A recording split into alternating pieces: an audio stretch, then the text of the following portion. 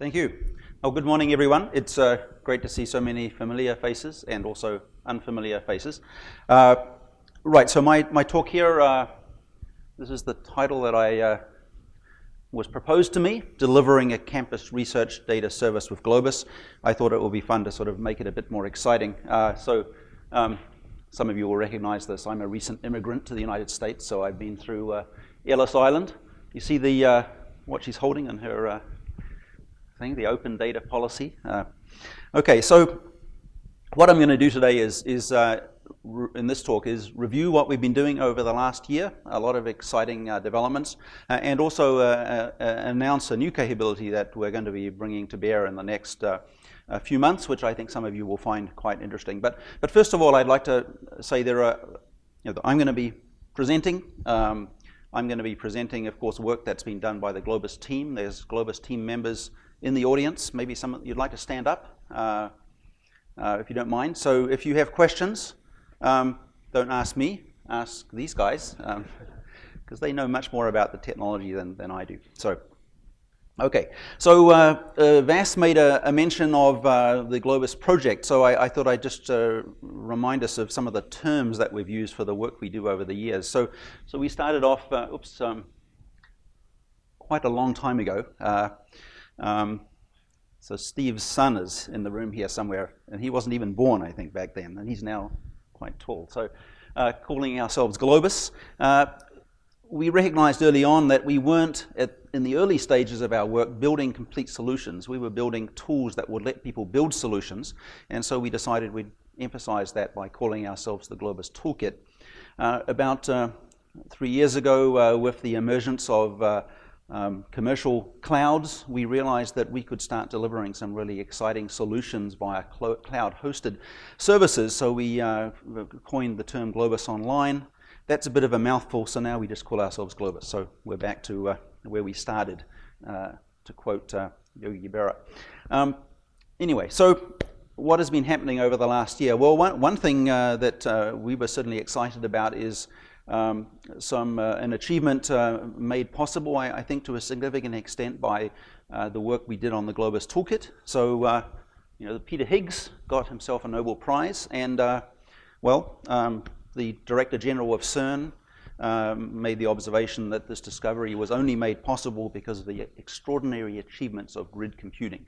And certainly the Globus team was not the only participant in that activity, but we did deliver quite a few technologies that were widely used in that discovery, which ultimately involved hundreds of institutions, thousands of people, and many tens of petabytes of data being moved around and analyzed in many different places. That's the sorts of things that people are still doing today with the Globus Toolkit technology. But what is Globus today? Well, so first of all, how many of you are using the Globus transfer services? Okay, so quite a few of you, but maybe I think I saw one or two hands not go up. Maybe you're not awake yet, but to remind you, Globus today is a cloud-hosted service. Used to be called Globus Online. Now we just call it the Globus service that gives us what we call big data transfer and sharing. Is easy to use, in some ways we believe easier to use than Dropbox, but supporting data sharing and transfer directly from your own storage systems. So it's particularly good for very large data that, as we'll go into in more detail, ends up being in the wrong place or at a particular point in time, and you need to move it somewhere else. Two main capabilities: reliable, high performance, secure file transfer and synchronization, which I think most of you, we just saw, are familiar with. You ask Globus to move your data, and it moves it. Automatic fault recovery, seamless security integration with many different security systems and protocols, so that you can log on with your campus credential, and it will work with the many different credentials and security technologies you require in different places. Powerful, both the GUI and the APIs that allow you to script your transfers, integrate them into applications, and so forth. That's where we started, we announced last year and now are widely deploying our sharing services, which allow you to not just move data from one place to another, but then wherever data may be, to share that data with any user or group without them having to have a local account on your systems, and without you having to move the data to some cloud system. So no cloud storage required. So two main capabilities that we have available today. How have people responded? Well, we've now passed 15,000 registered users, a rapidly growing number, 8,000 active endpoints. An endpoint is a place that's Globus enabled, a grid FTP server basically, to which people may move data or from which people may move data. We've moved more than 3 billion files of varying sizes, and we're up to now 42 petabytes moved. So some of you, I don't know, how many of you like to sit and stare at the counter? Maybe it's just me. I sort of like watching it. So anyway, so the first 10 petabytes took 932 days. The last 10 petabytes took 99 days, and we continue to see acceleration. So, of course, we get very excited about the way we're moving lots of data around, and our goal is to bring the nation's networks to their knees, or at least get them efficiently used. But what is really exciting about Globus really is, of course, the science that's enabled. So let me just give you 3 examples of this. So Sloan Digital Sky Survey. So Joel Brownstein is the data archivist for the Sloan Digital Sky Survey. He uses Globus services to basically move the daily telescope observations from the telescope to the University of Utah. There they have a large cluster. He scripts these transfers, so they're performed automatically. So far he's moved 70 terabytes in support of this very exciting sky survey. Anne Sarowski at the University of Illinois uses Globus services to move data back and forth to the many different places around the country where she performs her simulations. So NCSA has one of the world's fastest computers, but she still ends up, like most good computational scientists, computing in many different places wherever she can find cycles. So she's moved more than 100 terabytes just last January, 50 terabytes, moving data between supercomputers, the NCSA mass storage system, the data archiver at Pittsburgh, and other places. Third example, Bill Dobbins, a MD at the University of Washington. So he works on brain diseases of young children. He collects tissue samples from his patients, sends them off to commercial sequencing services, and then uses Globus to move the data from there to cloud storage, Amazon storage in this case, for analysis using a system called Globus Genomics that we'll hear more about tomorrow, in fact, in a presentation. So just 3 examples of some of the exciting science that Globus is making possible. And if we look at these examples and many others, we see, I think, some interesting patterns. Why is it that people are moving data? We still sometimes get people who say, well, surely if you're moving data, you're making a mistake, because you should just compute where your data is. But of course, data is often in the wrong place, if you like, for one reason or another. And what are those reasons? So let me sort of go through a few of them. So, well, one is we collect our data in a lab at a scientific facility somewhere else. So we made a field trip to a physics lab at the University of Chicago, and that is at the top left. You see their data management system, a pile of disks. Of course, these and many other people then want to be able to move their data for backup or archive. It could be to a campus storage system, At the University of Chicago, we have a research computing center. It might be a mass store operated by the campus or some other facility, or even a public cloud archive. So that's one reason. Another reason, one ends up wanting to move data somewhere else for purposes of analysis, storage, or something else. So here's a few examples. You want to move your data to the public cloud for analysis, to a personal laptop to perform some computing, perhaps to a research computing HPC cluster, a national cluster, etc. So another reason why one ends up wanting to move data. We often see people using Globus services because they need to share their data with colleagues, often many colleagues at many different institutions with interesting logos. So, and then finally, where does that data come from? Well, it may come from one's own lab, from a simulation performed at some national or local center.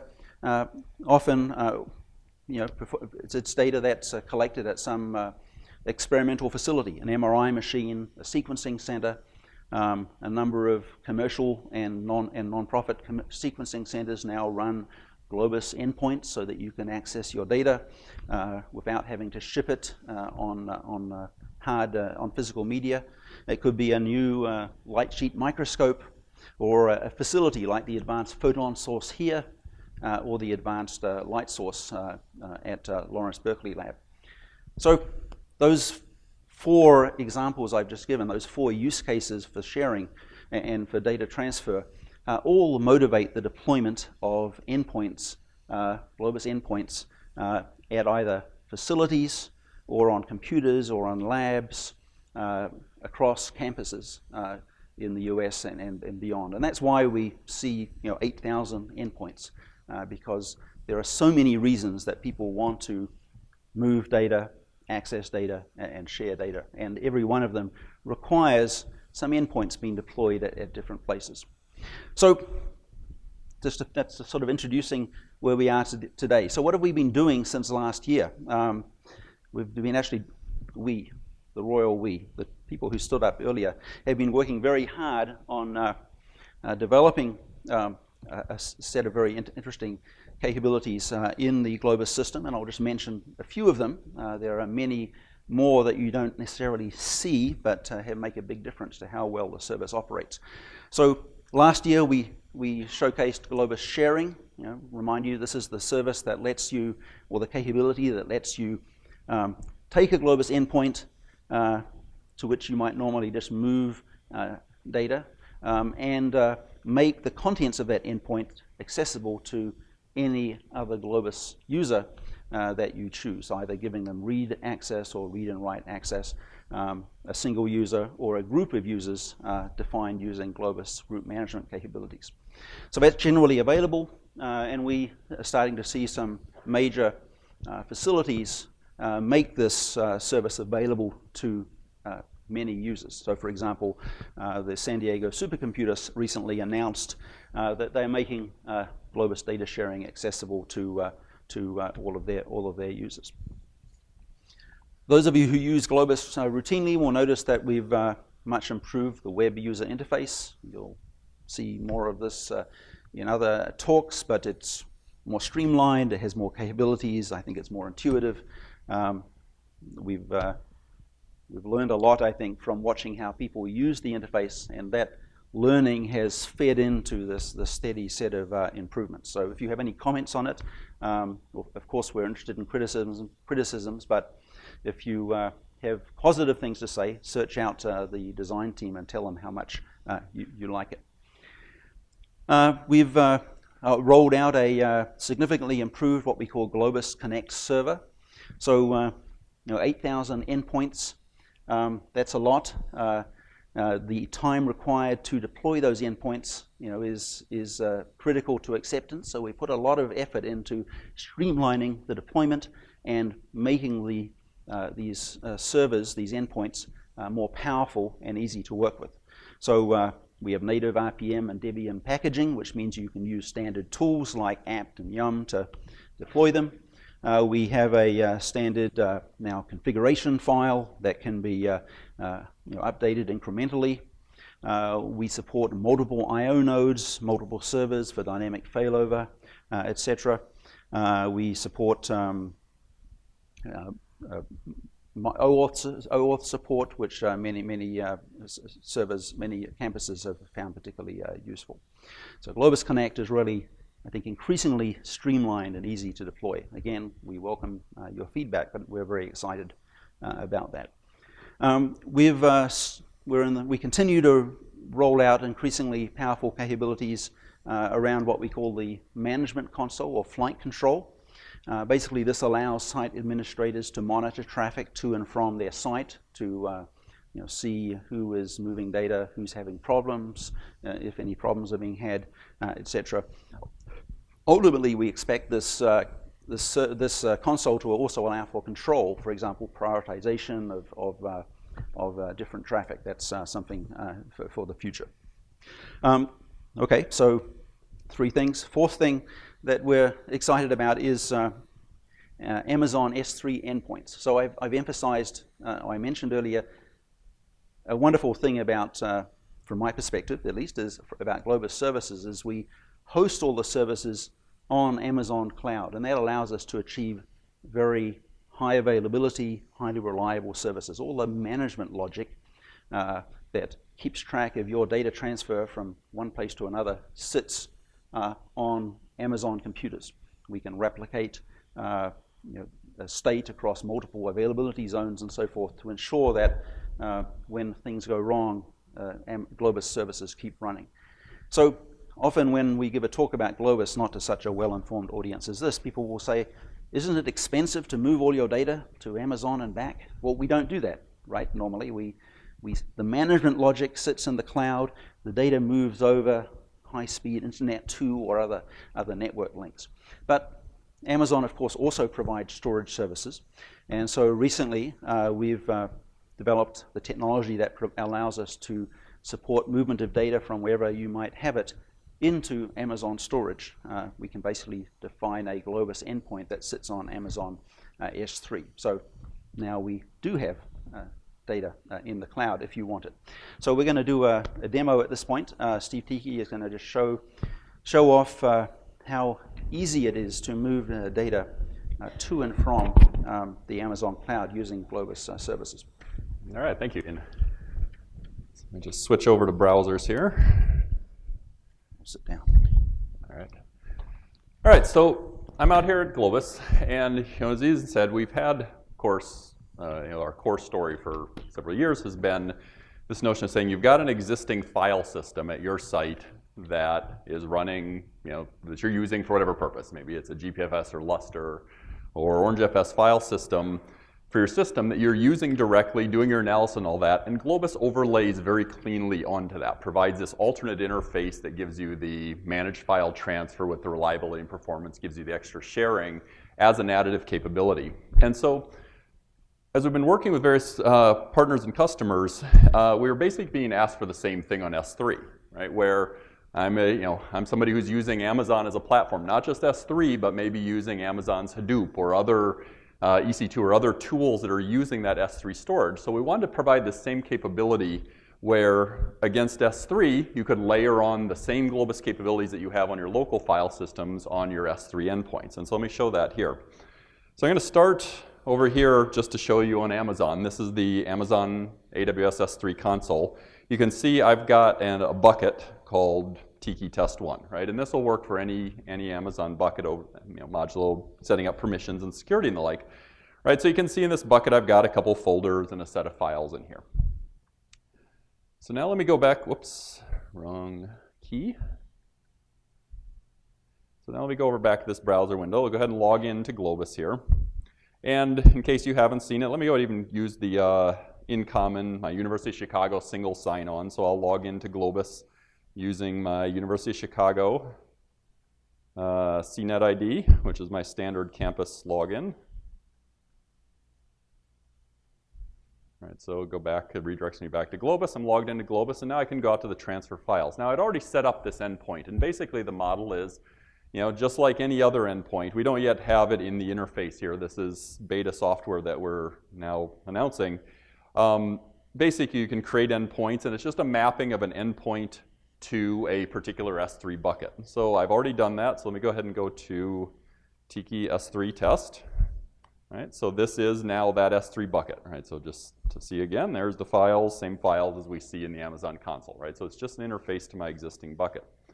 But now I can do stuff with it. Right, so if I go out to, B. Allen, I know we've got a test endpoint up here with the newer version of GridFTP that was just released that has the necessary support for this. I can do things like say, let's download, take this foo.js file, and download that to the endpoint, right? Everything else is the same now, including sharing. So I can also go in and say, let's on this S3 bucket, it acts like a normal shared endpoint from Globus's perspective, if you've configured it in that mode.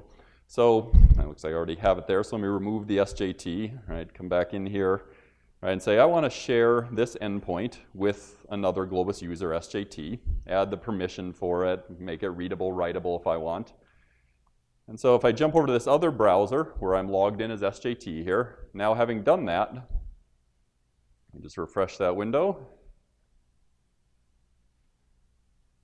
There's the endpoint. I can go to it, and now SJT has access as well, right? So we can do just the same sharing we can do against any endpoint we can do it. So just as an example, again, I can go to an endpoint and say, as SJT, let's download a few files. We'll grab a few files here. From this shared endpoint onto some other system that SJT has access to, right? And there you can see it's done. Refresh it, and there it is, right? So in some sense, that's all there is to it. Lots of work behind the scenes to, of course, make all that, do everything so seamlessly, but just trying to make endpoints work on S3 just like they do against your normal file systems. I'll turn it back to you, Ian. Amazing. Okay. So, well, that was our demonstration. So, I find this pretty astonishing. So, the next step here will be, next step at least, will be to add in Amazon Glacier support, which a lot of campuses are asking for, so they can start backing up data to a low-cost Amazon Glacier storage. So we've talked about some of the features we've put in place, some of the reasons that people want to use Globus services. The result of this work, I would say, is that we at this point have 85 US campuses that are running Globus services in one way or another. So I don't know how many, there's, I'm sure, many more than 85 campuses, but we're pretty pleased with that level of penetration already. And I would say that at this point, we've got to the point where a couple of years ago, this was some sort of new technology that people were exploring. At this point, it's become, if you like, a best practice. So if you go to fasterdata.es.net, which the ESNet Science DMZ team, how many of you are familiar with the Science DMZ concept? Quite a few of you. This is an initiative that was started a few years ago, focusing on the fact that there were lots of high-speed networks being deployed, but not a lot of data being moved over those networks very rapidly. And why was that? Well, it's partly because people didn't have software like Globus widely deployed. It was partly also because a lot of these high-speed networks went into, were terminated in network systems at campuses that were set up for administrative computing and had big firewalls and other things on them. So the Science DMZ concept is aimed at putting in place very fast network paths into campuses for research data. So if you go to fasterdata.es.net, they will tell you that the way to get high-speed research data traffic in and out of your campuses is you stand up these specialized data transfer nodes, specialized servers that are set up to move data very rapidly. You deploy Globus Connect server on those nodes. You connect them into your Science DMZ, and then you use Globus as the interface. So that is sort of best practice for operating campus data at this point. Okay, so those are I've described some of the new features we put in place over the last year. We've also been innovating in the area of, if you like, more business practices and addressing the question of sustainability. So this is who we are. We are based at the University of Chicago in Argonne National Lab, non-profit organizations. We aspire to deliver a high-quality production-grade service to our peers in the research community. And so the question is, how do we do that in a sustainable manner? So the development of our work, we've managed to support to a large extent with grants from the federal government, from NSF, DOE, NIH, who are interested in seeing this technology develop for their purposes, but they don't necessarily want to support ongoing operations. So we put a lot of work over the last year in putting in place a framework in which campuses who want certain premium services can pay relatively low-cost Globus provider subscription fees. So what does a Globus provider subscription involve? So does anyone recognize this picture on the right here? It's quite a famous, it's actually the control room of a submarine, but there was a famous internet meme where this was supposed to be a picture of the computer of the future. Anyway, so this is what does the Globus provider subscription give you? So anyone can deploy Globus Connect server, of course, but if you get a Globus provider subscription, we'll give you additional capabilities. So priority support, we guarantee to respond to support requests in a timely manner. We provide a management console that lets you track traffic in and out of your campus. We give you usage reports, amount of data being moved, who's moving it, to which endpoints it's being moved to and from. We support mass storage system optimizations, which can make a huge difference to the performance achieved in and out of mass storage systems. We provide support for shared endpoints, and we integrate across multiple endpoints within a single campus. So that's one aspect of the Globus provider subscription. One can also sign up for a set of what we call our Globus Plus subscriptions, which give you the ability to create and manage shared endpoints, as you just saw a shared endpoint in operation on Amazon, and what we call personal transfers between two Globus Connect personal endpoints.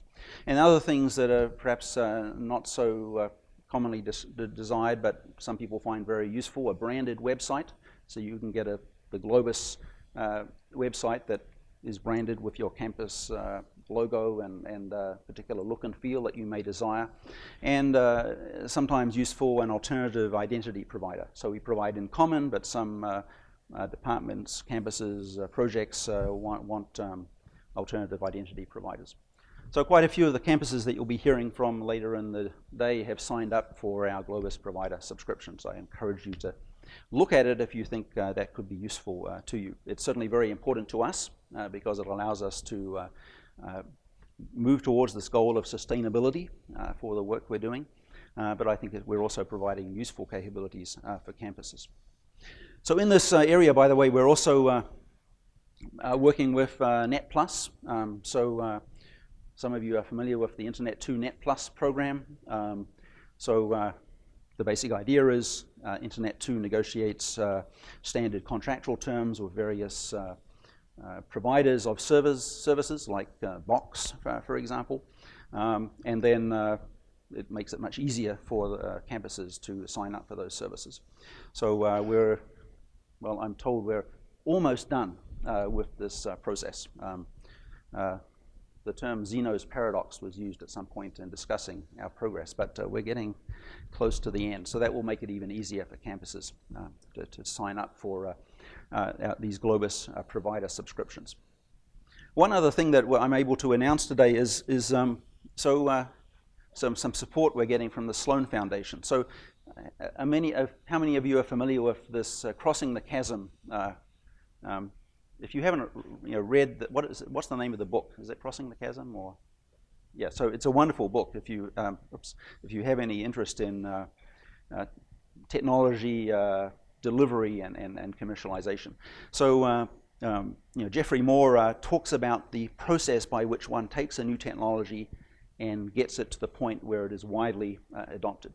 And it's whether you're a for-profit or a non-profit provider of technology, you really have a very similar set of problems. Where you want to be, if this is the number of users in the y-axis and the x-axis, I don't know if you can read the fine print, is a set of classes of users. There's a very small number of mad enthusiasts, a slightly larger number of people who are early adopters, and then a very large number of people who only use a technology when it's proven and so forth.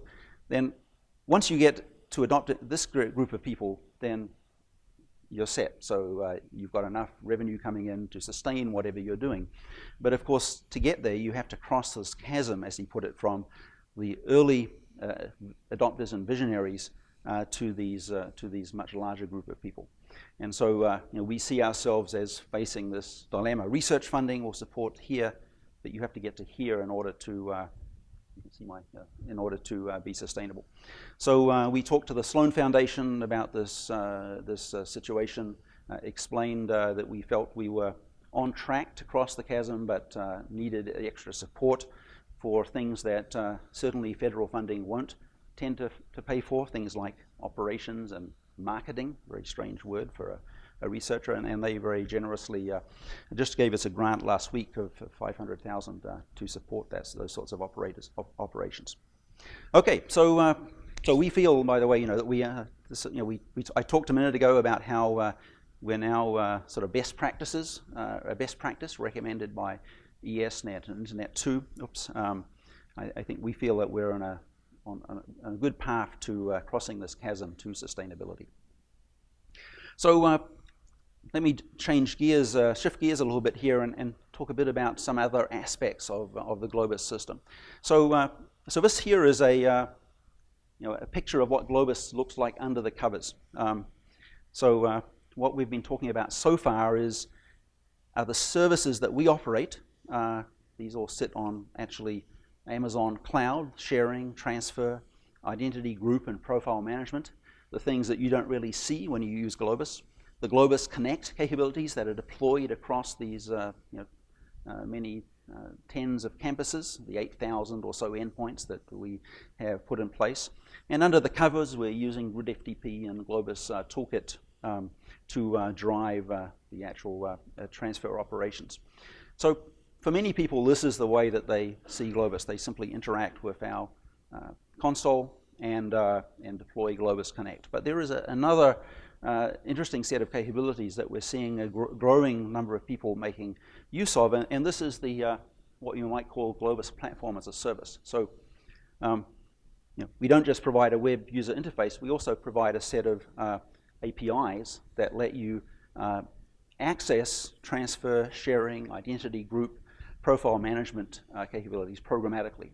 And this then lets you do some really interesting things. So you'll hear about some of these in talks later today. For example, CI Connect. Rob Gardner will be discussing this afternoon. It's a system that uses Globus capabilities to manage identities and groups and so forth and data movement, and then provides a sort of campus grid computing capability. The Exceed project plans to adopt our user group and profile management services basically so they can outsource those capabilities, unify different ways of achieving those capabilities across different Exceed services, and also start to provide those capabilities to the community. The KBase project uses our identity and group management services. The University of Exeter uses our APIs to implement a data publication service. Globus Genomics, I'll say a few words about now, and you'll also hear more about tomorrow. So this is, I think, a really nice example of how we how someone, in this case Ravi Maduri, who's here somewhere, and his team we're able to leverage Globus platform services to provide a new capability for scientists. So the capability that they sought to provide was this: flexible, scalable, affordable genomics analysis for all biologists. A good thing, of course. But how did they do it? Well, basically by leveraging cloud services at multiple levels. So first of all, taking the popular, almost universal Galaxy platform. There's a Galaxy table over there, but I see the Galaxy person is not sitting at it. That's very bad. Okay, not really. The Galaxy platform, delivering this as software as a service, using our Globus data management platform as a service, and then deploying it on Amazon compute services, basically infrastructure as a service. And we'll go into more details on how this works later, but the basic idea is Bill Dobbins, for example, he gets his genome samples sequenced at a commercial provider. The data flows to Amazon for storage, for analysis using a Galaxy pipeline.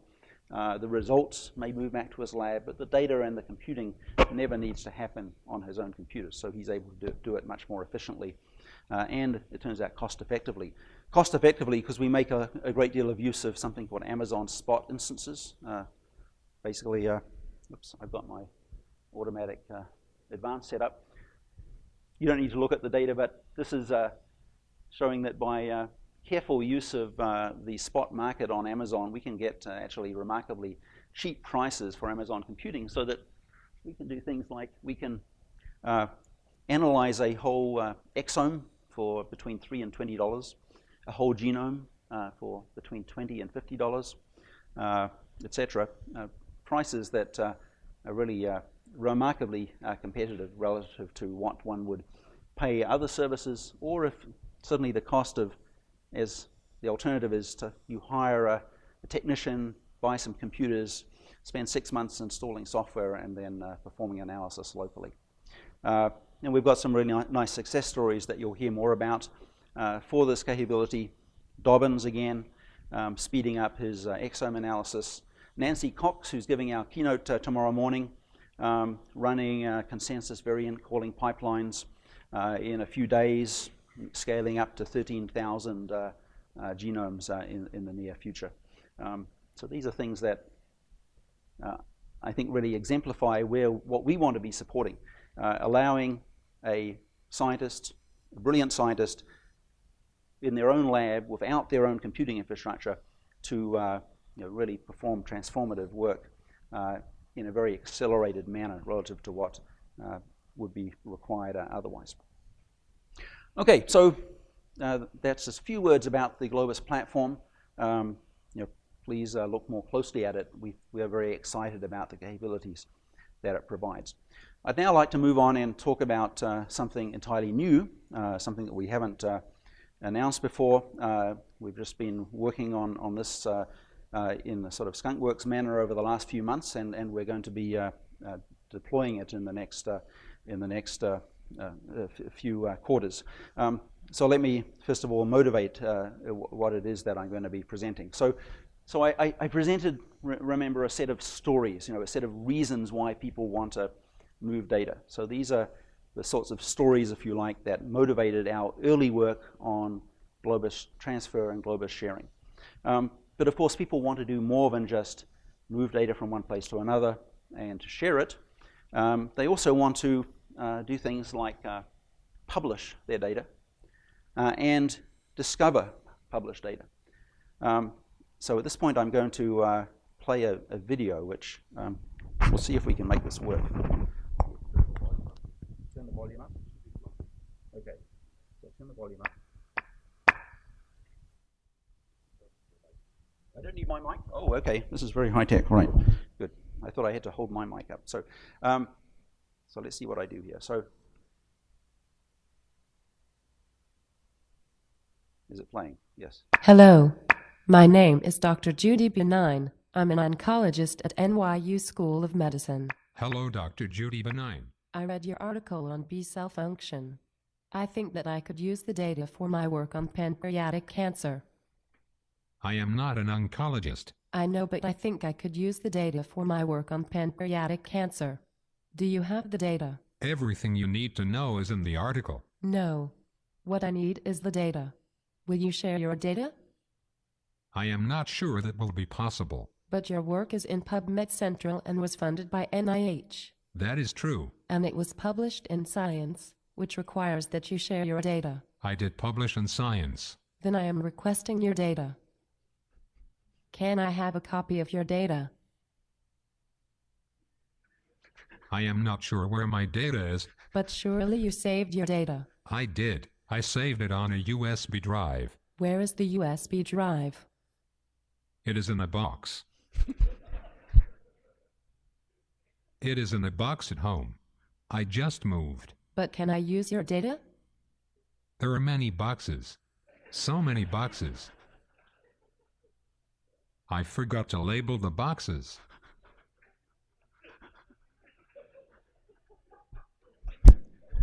Okay, so it actually goes on and is quite humorous in the later stages, but we didn't want to try your patience so much. So I think that's not an atypical tale, right? An all too familiar tale, as we say. So allowing people to, I believe strongly that making it possible for people to move their data around and automate sharing is a very important step towards data accessibility, because at least if it's easy to move your data somewhere where others can access it, you're more likely to do it. But I think we need to do more than that. We need to also put in place machinery that will automate more structured publishing processes. So what does it mean to publish? So these are how I would define it, at least. Data is identified. It has a persistent name, a DOI, for example. It's described in some manner that lets other people refer to it and find it.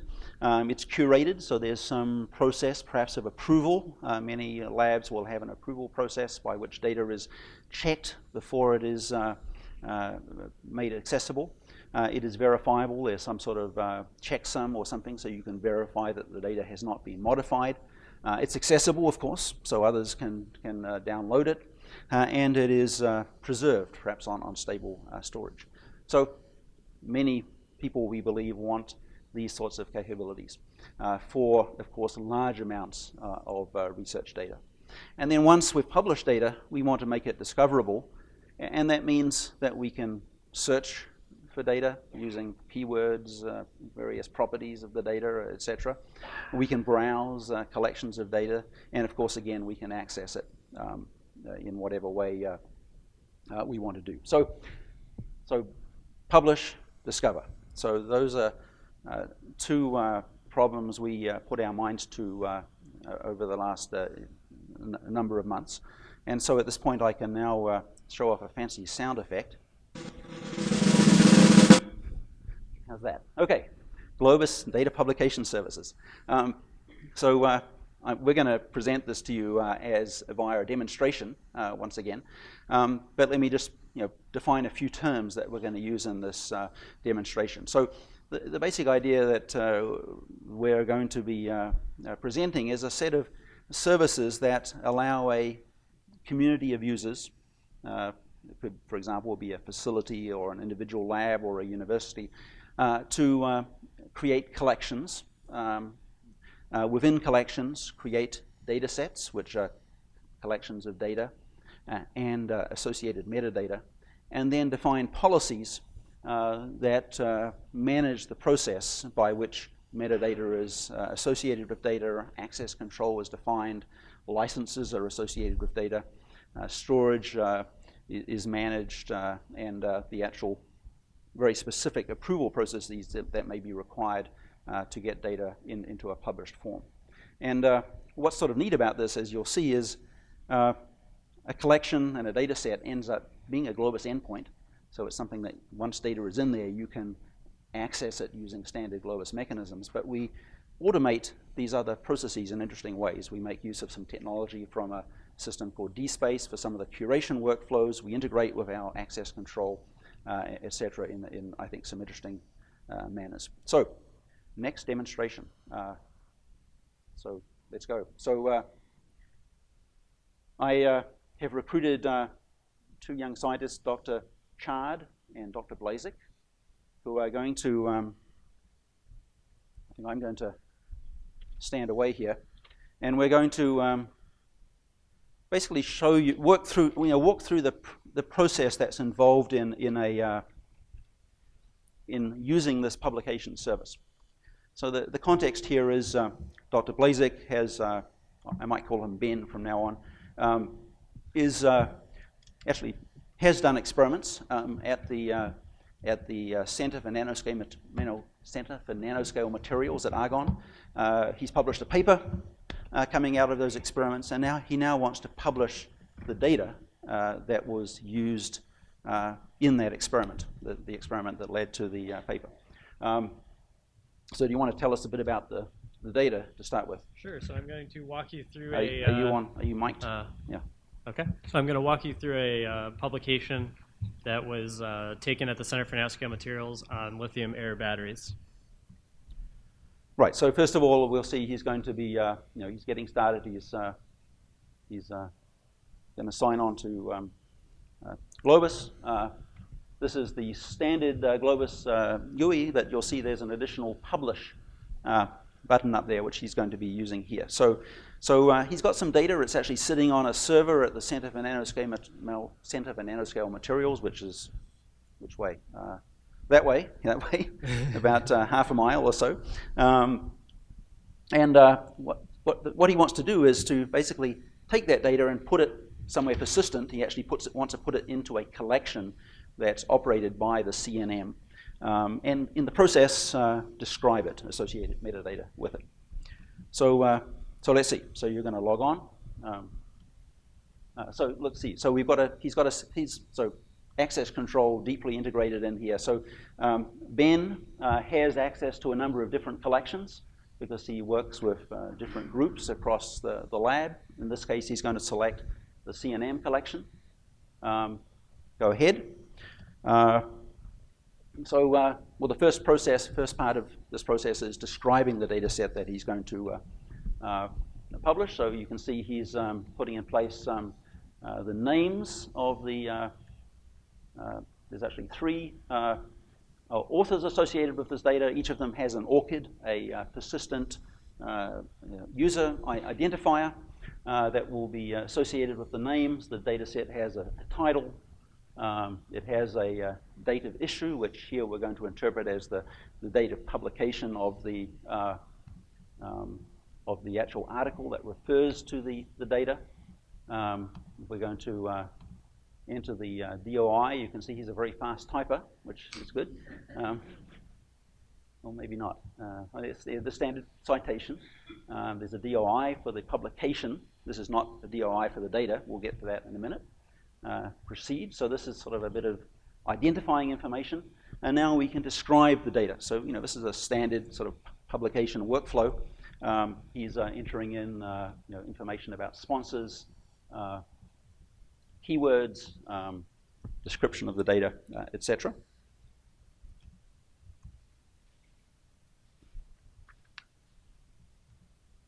The name of the experiment, fluorescent scan, material. So this is, by the way, a major research area at Argonne is new battery materials. So one big concern is the energy density of the material that you're producing. So he enters that.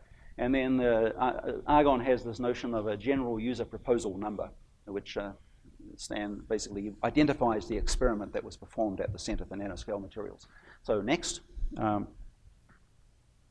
Okay, so at this point we've described the data set. So what is a data set? Well, you can put whatever you want into a data set, but the next step is to assemble the files that will go into this data set. So these files could in principle be distributed in different places. In this case, they're all on a server at CNM.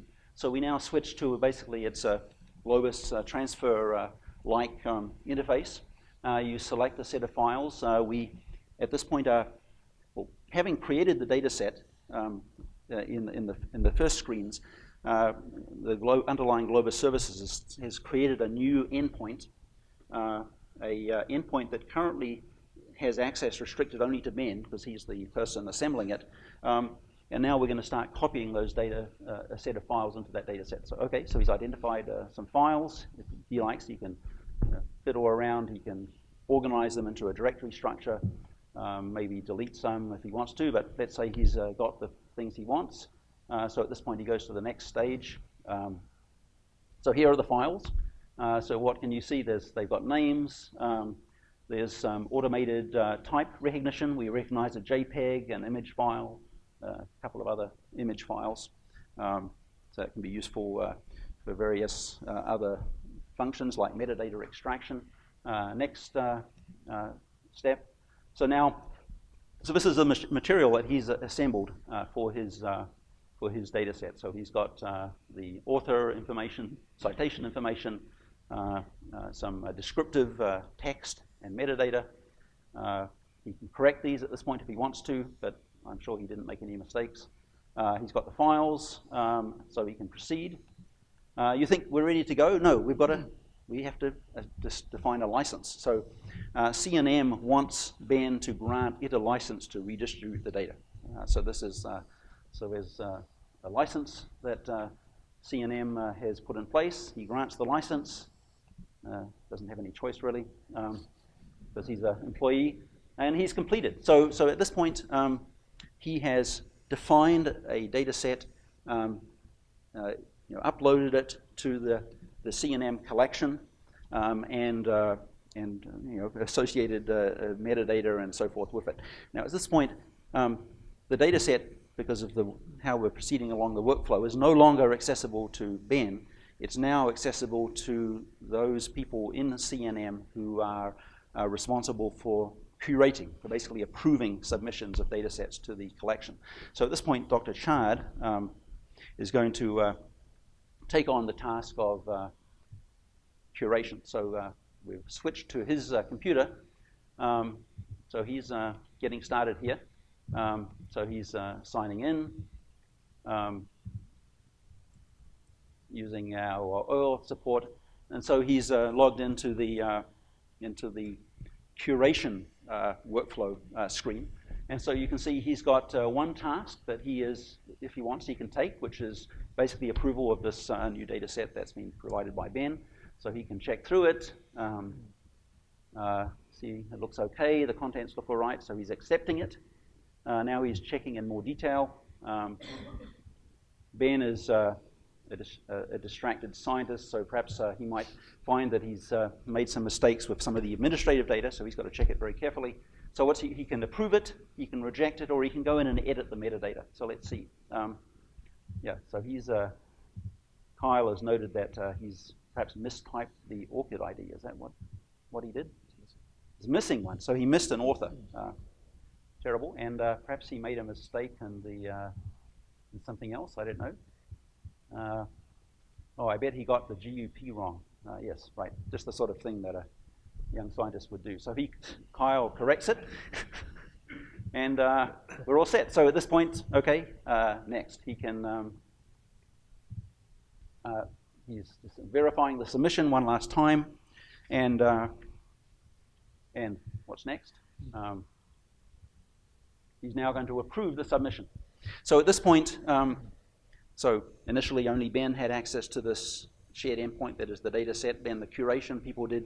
Now anyone who's authorized to access that data set has access to it. So this could be just Ben and his colleagues, depending how things are set up, or it could be the whole world. I think in this case it's set up that anyone can access the endpoint. So now we're going to switch over and look at how, Ben, are you representing yourself at this point or someone else? Yes, I'm representing myself. Yeah, so this, some months have passed, and Ben has come back and wants to start now discovering what data is available that is relevant to a particular experiment, a new experiment that he's performing. So he is signed on now to the Discover Data feature within this Globus publication service. And so what do you see? You see some interesting things. You see a search bar, and then at the top you can see a little selector. You can select from among different collections. So you can search just for within a single collection or across many collections for data sets that have certain properties.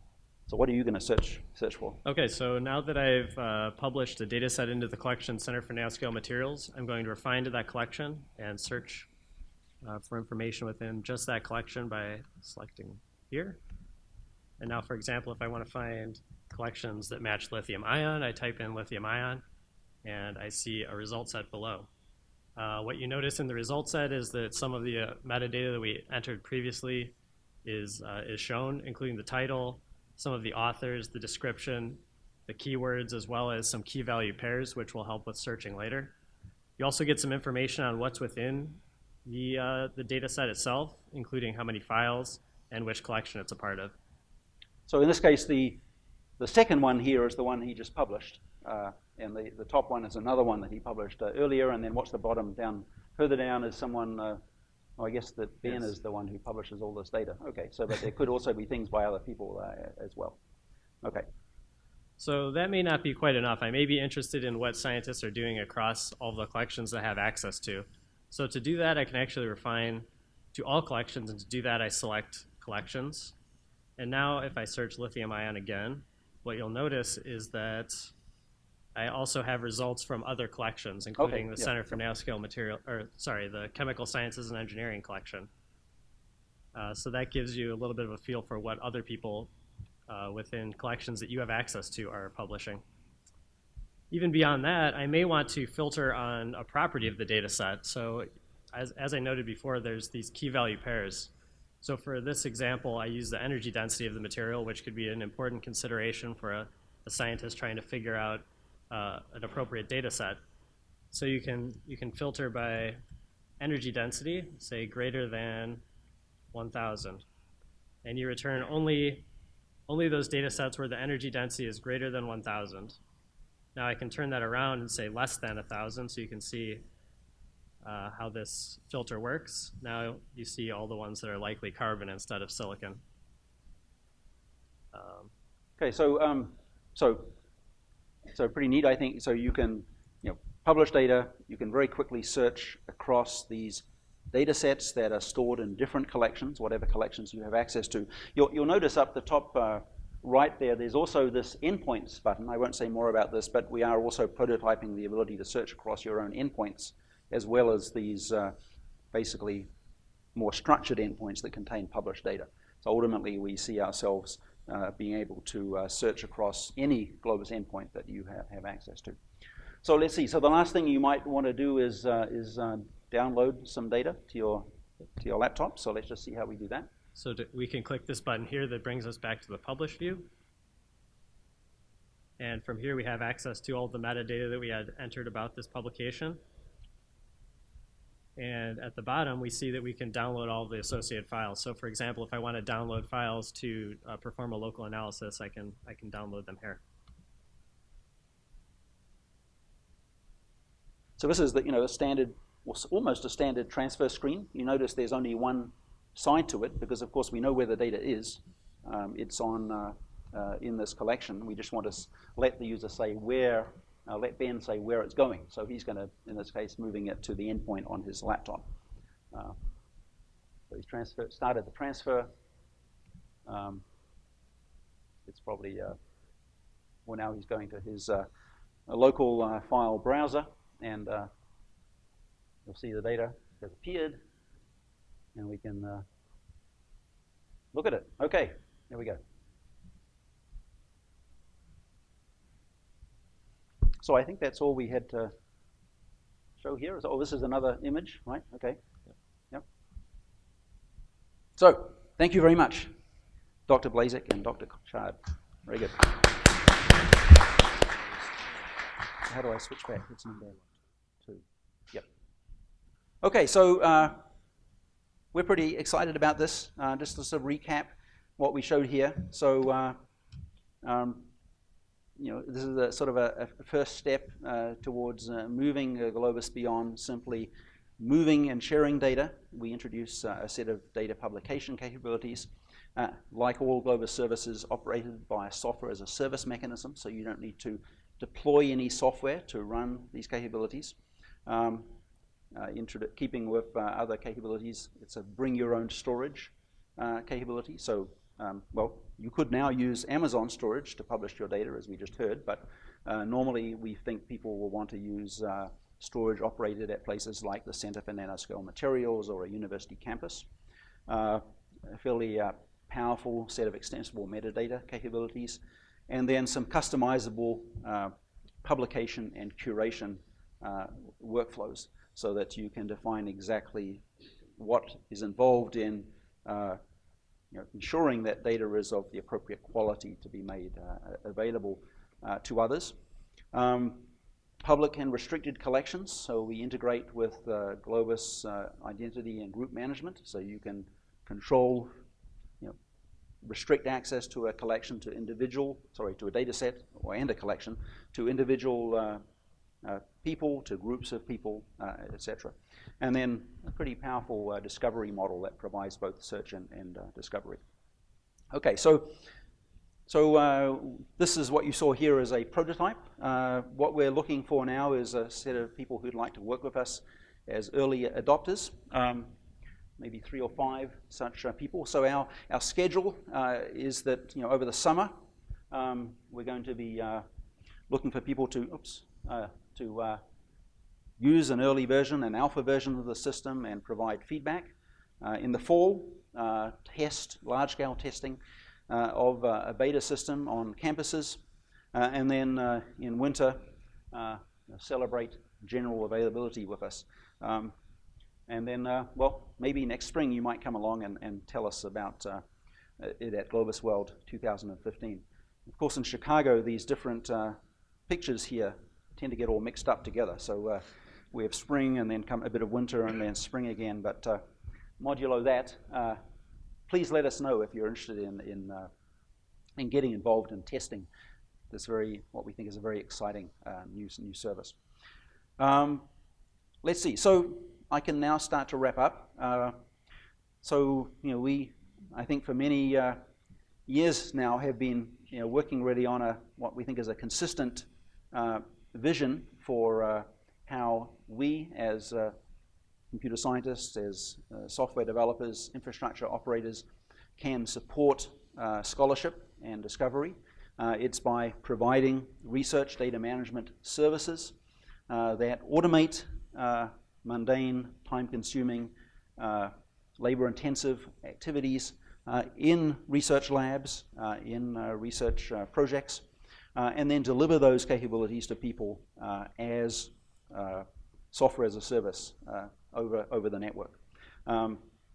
We believe that by adopting this approach, one can provide very powerful capabilities to many more people at a price point, if you like, that is affordable, because of course everything costs something, but is much more affordable than if people tried to provide these services themselves, and that by having some sort of cost return mechanism can be made sustainable over the long term. So that's what we're working to achieve, and you'll hear much more about how we're doing it over the rest of the day. I should thank our sponsors before we go. So we've benefited from a lot of support from the federal government, certainly, but also others. Amazon provides us as much computing as we need, so we're very grateful for that. Argonne and the University of Chicago have provided internal support, and the Sloan Foundation, as I mentioned most recently.